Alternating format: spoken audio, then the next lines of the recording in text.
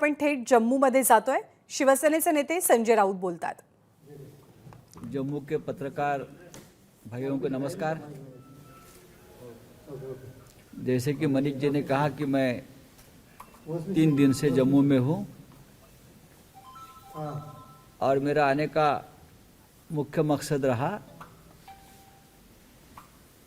भारत जोड़ो यात्रा, राहुल गांधी जी की भारत जोड़ो यात्रा में शामिल होने के लिए मैं खास करके आया था। कल मैं राहुल जी के साथ लगभग 12 किलोमीटर यात्रा में शामिल हुआ। एक बहुत ही अच्छा अनुभव रहा, रोमांचक अनुभव रहा। मैं उस यात्रा को राजनीतिक यात्रा नहीं मानता हूं। इस देश के सभी जो राजनीतिक दल है वो कहीं ना कहीं जब ये यात्रा उस राज्य में पहुंची तो उस यात्रा में शामिल हो गए थे। महाराष्ट्र में जब यात्रा आई थी तो स्वयं आदित्य ठाकरे जी शामिल थे, लेकिन जब यात्रा का अंतिम पड़ाव आ गया कश्मीर में तो मुझे लगा कि जम्मू कश्मीर में जाकर शिवसेना ने भी इस यात्रा में रिप्रेजेंटेशन देना चाहिए। इसलिए कि जम्मू कश्मीर के साथ बाला साहब ठाकरे जी का एक इमोशनल रिलेशनशिप रही हमेशा, और उस नाते मैं उद्धव ठाकरे साहब के आदेश से यहाँ आया। और आने के बाद मैं देखा कि जम्मू कश्मीर में जब मैं कल पहुंचा, जम्मू में कल पहुंचा तो मुझे आश्चर्य हुआ कि आज भी जम्मू और कश्मीर की वही प्रश्न है जो इस बारे में हम 10 साल 15 साल पहले चर्चा करते थे। सरकारें केंद्र की बदली, राज्य की बदली, राजनीति बदल चुकी है, लेकिन चाहे कश्मीरी पंडित हो, चाहे रिफ्यूजी हो, चाहे डिस्प्लेस पीपल हो, चाहे लॉ एंड ऑर्डर हो, चाहे राष्ट्रीय सुरक्षा का मामला हो, लोगों की सुरक्षा हो, टेररिज्म हो, सभी प्रश्न वहीं के वही है। आश्चर्य हुआ मुझे तो इतनी सरकारें बदली। अब तो गवर्नर का राज चल रहा है, 4 साल से चुनाव नहीं है, मुख्यमंत्री निवास खाली पड़ा हुआ है। अब वहाँ क्या होता है मुझे मालूम नहीं, मुख्यमंत्री निवास में क्या चल रहा है। ये सब प्रश्न सिर्फ जम्मू कश्मीर के नहीं है, देश के सामने है। जम्मू कश्मीर एक ऐसा राज्य है, इस राज्य का छोटा से छोटा प्रश्न और समस्या भी राष्ट्रीय प्रश्न बन जाता है। क्योंकि मोदी जी की सरकार भी जब आई थी 2014 में तो वोट मांगे थे कश्मीर, जम्मू कश्मीर के नाम, और आप सभी ने और देश ने भी जम्मू कश्मीर के नाम पर वोट भी दी। लेकिन यहाँ की युवा है जो बेरोजगार है। 370 कलम तो नहीं है, ठीक है, लेकिन उसके बाद जो आश्वासन दिए थे कि कश्मीर में बड़ी मात्रा में उद्योग आएंगे, रोजगार बढ़ेगा, फिर एक बार स्वर्ग बनेगा, लेकिन जब मैं लोगों से बात कर रहा था तो इस प्रकार का स्वर्ग मुझे कहीं दिखा नहीं। जम्मू में आज भी चाहे कश्मीरी पंडित हो या और विस्थापित और निष्कासित लोग हों, आज भी अपना आक्रोश लेकर वहां बैठे हैं। कहाँ हो गई घर वापसी? मुद्दा घर वापसी का अगर था तो घर वापसी करने से लोग डर रहे हैं। आज भी यहाँ जो आपने आश्वासन दिया था वो आश्वासन की पूर्तता नहीं हुई। बाकी सभी प्रश्न है। तो मैं जस्ट कल लोगों से बात कर रहा था, उसका मतलब ये नहीं कि हम लोग आए और सब कुछ प्रश्न का उत्तर समाधान लेकर जाएंगे। लेकिन मुझे आश्चर्य हुआ कि 15 साल पहले, 20 साल पहले, 7 साल पहले जिस प्रश्न के बारे में हम चर्चा कर रहे तो आज भी कायम है।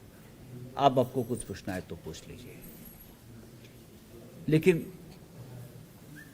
मैंने सुना है कि आप थोड़े जल्द में हैं, कुछ वहाँ हुआ है, एक इंसिडेंट, वहाँ जाना चाहते हो, और मैं भी मुंबई जाना चाहता हूँ। बताइए आप क्या पूछना चाहते हो। सर, उद्धव ठाकरे का जो टर्म है एज पार्टी प्रेसिडेंट, अरे जम्मू में कहाँ सवाल पूछ रहे हूँ। तो उसमें क्या है आपकी प्रतिक्रिया? आपकी पार्टी के प्रेसिडेंट का सवाल है। नहीं, देखिए, हमारे पार्टी के प्रेसिडेंट का सवाल है, वो पार्टी तय करेगी। ठीक है, चुनाव आयोग उसमें आया है, लेकिन हमारे पार्टी का प्रेसिडेंट कौन होना चाहिए ये हमारी पार्टी तय करेगी। और हमको, जैसे शिवसेना प्रमुख बाला साहब ठाकरे, वो आजीवन पार्टी के अध्यक्ष रहे। जब चुनाव आयोग ने कोई संहिता बना दी तो हम उनके मुताबिक हम 2 साल बाद 3 साल बाद चुनाव लेते थे। मुझे लगता है उद्धव ठाकरे भी पार्टी के पक्ष प्रमुख है और वही पार्टी के प्रमुख रहेंगे। जम्मू कश्मीर में शिवसेना का जो संगठन अभी बड़ा छोटे स्तर पर है, अगर आगामी दिनों में चुनाव होते हैं, उस चुनावों में अगर शिवसेना कोई 1 मात्र या 2 मात्र सीटें निकालने में कामयाब रहती है, तो किसी तरह के जो मौजूदा सरकार बनेगी उसमें अगर गठबंधन का हिस्सा, बात आपकी तो सही। जम्मू के लोगों को किस तरह के आश्वासन देना चाहेंगे? देखिए, मैं आश्वासन तो नहीं देना चाहता हूँ। शिवसेना का आश्वासन के ऊपर कोई विश्वास नहीं है। हम हमेशा, बहुत से लोगों का होता है जाहिरनामा, हमारा होता है वचननामा। हम लोगों के प्रश्नों के ऊपर ही बात करते हैं। सरकारें बनती है, सरकारें चली जाती है, इतनी सरकारें बनी है। देखिए, आज भी बेरोजगारी है। जो हमको करना था, जो करना है, उसका एक मेमोरेंडम तो हम पहले से बना कर रखा है। आपने देखा होगा, आप दे दीजिए जो लोकल इश्यू है सब। सबसे पहले यहाँ के जो युवा है, स्थानिक युवा, उनका रोजगार का जो मसला है, उसके तरफ हमको ध्यान देना पड़ेगा, जो हम मुंबई में करते हैं। यहाँ के युवाओं को प्राधान्य मिल।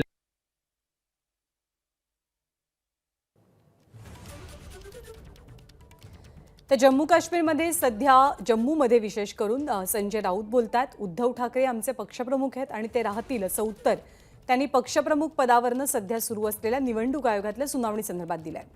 सबसे बड़ी समस्या रोजगार की है। सरकार ने आश्वासन दिया था ना, 370 कलम हटने के बाद, सेक्शन जाने के बाद बड़े बड़े उद्योग यहाँ आएंगे, हजारों करोड़ की इन्वेस्टमेंट होगी। हाँ, बड़े बड़े उद्योगपति का नाम लिया था, कोई भी आकर जमीन खरीद लेगा और उद्योग निर्माण करेगा। लेकिन मुझे तो कोई दिखता नहीं इस प्रकार की हलचल हुई है, सिर्फ राजनीति ही चल रही है। ये राजनीति बंद होनी चाहिए। और जो यहाँ के जो सिविक प्रश्न है, जैसे आपने जो चुनाव की बात कही, चुनाव महानगर पालिका का हो या विधानसभा का हो, जम्मू के प्रश्न वो तो वही रहते हैं जो हर महानगर पालिका में होते हैं। तो हमको इतना अनुभव है मुंबई में और महाराष्ट्र में, जरूर हम यहाँ काम करेंगे लोगों के प्रश्न उठाने के लिए। सर, सीधा सवाल है, बोलिए। आने वाले दिनों में जम्मू कश्मीर में शिवसेना चुनाव लड़ेगी क्या? देखिए, मेरे साथ यहाँ के प्रदेश अध्यक्ष मनीष जी बैठे हैं और मैं उनसे बात कर रहा था, तो उनकी पूरी तैयारी है चुनाव लड़ने की। सर, महाराष्ट्र के भाजपा के प्रदेश उपाध्यक्ष ने ये दावा किया है कि और विरोधी जो एमएलए हैं वो भी अब उनके साथ शामिल होंगे विरोधी पार्टी की। आपकी पार्टी के बारे में कहा। अरे वो तो क्या, वो तो जो बाइडेन के पार्टी के लोग भी तोड़ेंगे, उनसे क्या बात कर रहे हो। आज इस तरह से 2 ट्विन ब्लास्ट हुए हैं अभी कुछ देर पहले, और एक बहुत सीरियस ब्लास्ट बताया जाता है। आप किस तरह देखते हैं उस? नहीं, ब्लास्ट हुए हैं और ब्लास्ट पहले भी हुए, ब्लास्ट होने जा रहे हैं। कहाँ है सिक्योरिटी, कहाँ है सुरक्षा? ये जो सवाल मैंने पहले भी पूछा था कि सब कुछ अभी ठीक ठाक हो जाएगा, ये जो वचन आपको मिला था इस राज्य को, मुझे लगता है हवा में है। राहुल साहब, आपने राहुल गांधी की भारत जोड़ो यात्रा का कुछ आपका अनुभव बताया। पहले वाले राहुल गांधी और अब के राहुल गांधी, आपको क्या फर्क दिखाई देता है? नहीं, मैं किसी व्यक्ति और नेतृत्व में फर्क नहीं करूंगा। राहुल गांधी जी वही है। मैंने उनका एक बयान सुना था एक किसी प्रेस कॉन्फ्रेंस में जिस राहुल गांधी के बारे में आप सोचते हो उस राहुल गांधी को मैंने मार दिया है। किस परिवेश में वो बयान दिया था मुझे मालूम नहीं, कि मुझे बयान बहुत अच्छा लगा। राहुल गांधी के बारे में मीडिया और खास करके भारतीय जनता पार्टी ने एक प्रतिमा बनाई है, इमेज बनाई है, वो गलत है। और आपके मन में जो उनकी इमेज है, उस इमेज को राहुल गांधी जी ने नहीं, सभी लोगों ने खत्म कर दिया है। राहुल गांधी जी कन्याकुमारी से कश्मीर तक 4,500 किलोमीटर से भी ज्यादा पैदल चल रहे हैं।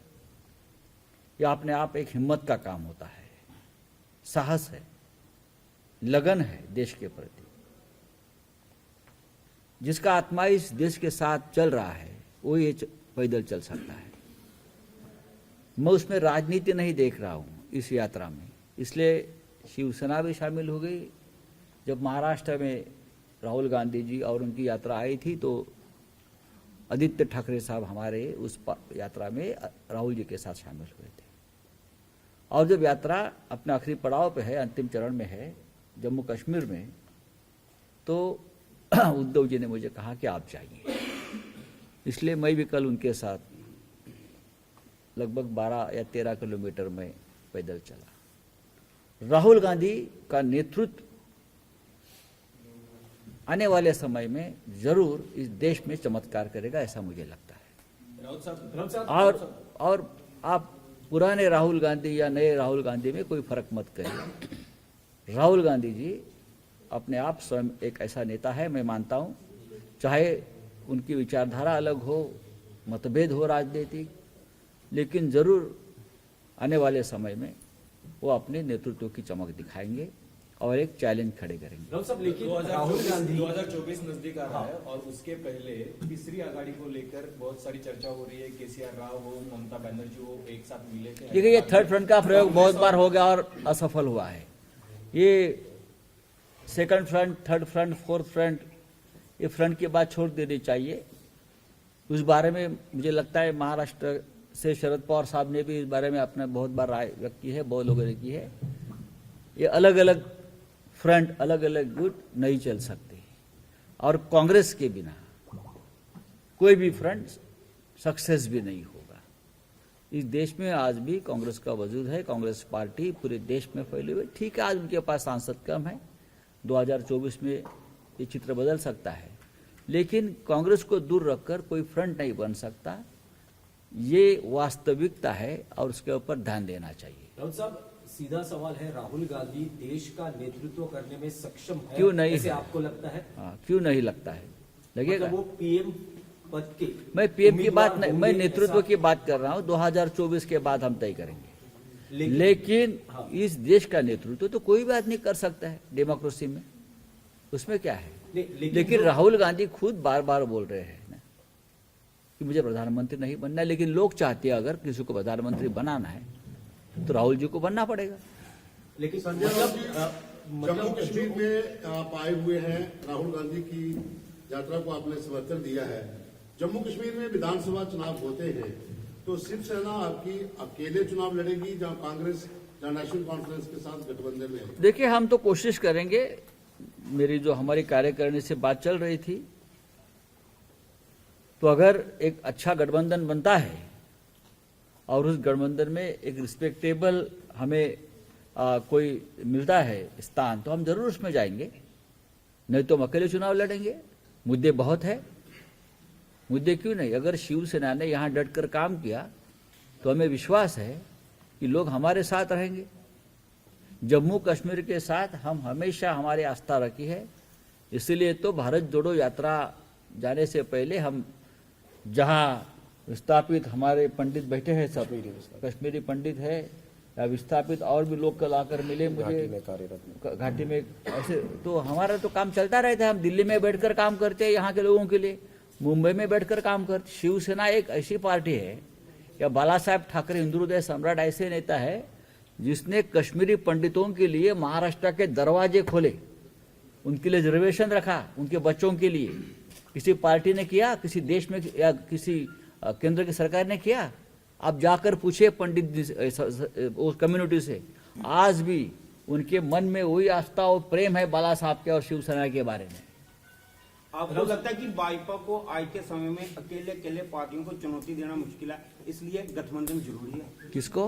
भाजपा जो आजकल इस स्थिति में है, इसमें अकेले अकेले किसी भी राजनीतिक पार्टी को देखिए, चुनौती देना भारतीय जनता पार्टी अपने आप को एक बहुत बड़ी पार्टी मानती है। वो बड़ी पार्टी है जरूर, मोदी जी के नेतृत्व में पार्टी बड़ी है, लेकिन कुछ राज्य अगर छोड़ दे तो हर राज्य में किसी के साथ उसका गठबंधन बना के या किसी पार्टी को तोड़कर ही वो अपना स्थान बना पा रही है। चाहे जम्मू कश्मीर हो, चाहे महाराष्ट्र हो, चाहे बिहार हो, चाहे कर्नाटक हो, आप जाइए ना, कहाँ भी देखिए, अपने बलबूते पर पार्टी कहाँ है?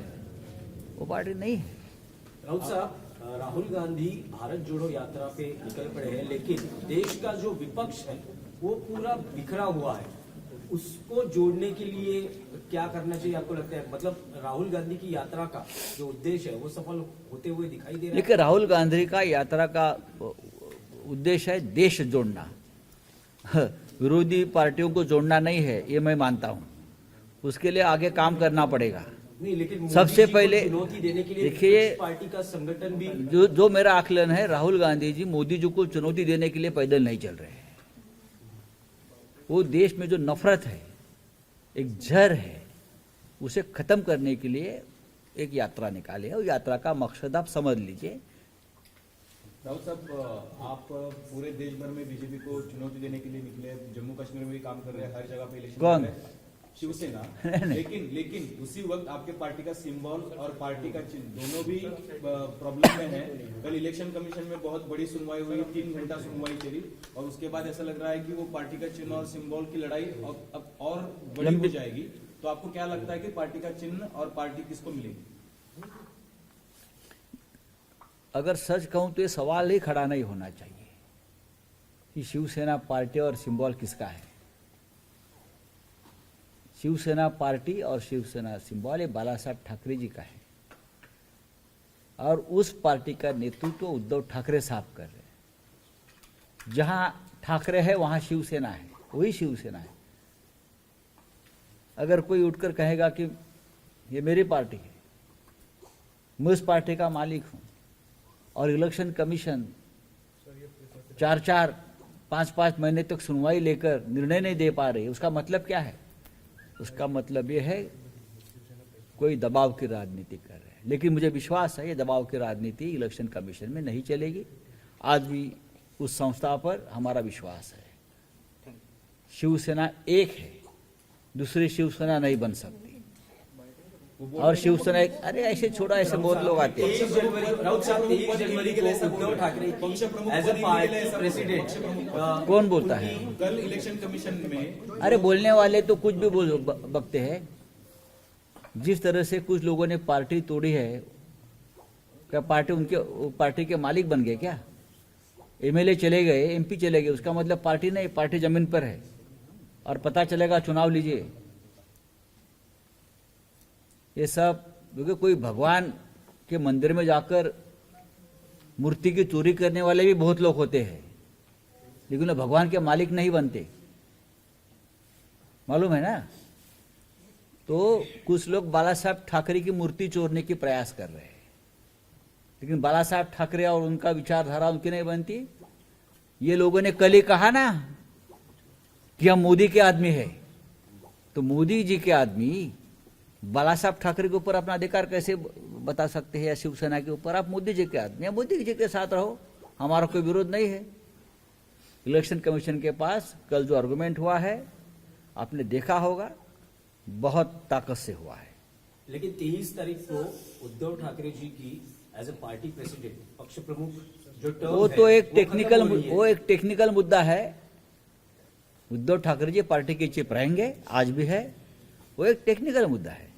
राहुल साहेब, एक मराठीत उत्तर हवं होतं की तुम्ही राहुल गांधींबरोबर, अरे हम जम्मू कश्मीर में बात कर रहे हैं भाई, मराठी सबको एक समझने उत्तर दीजिए। लोग जम्मू कश्मीर के इश्यूज ले लीजिए बस, चलो, थैंक यू। फक्त मराठीत एक उत्तर हवं होतं।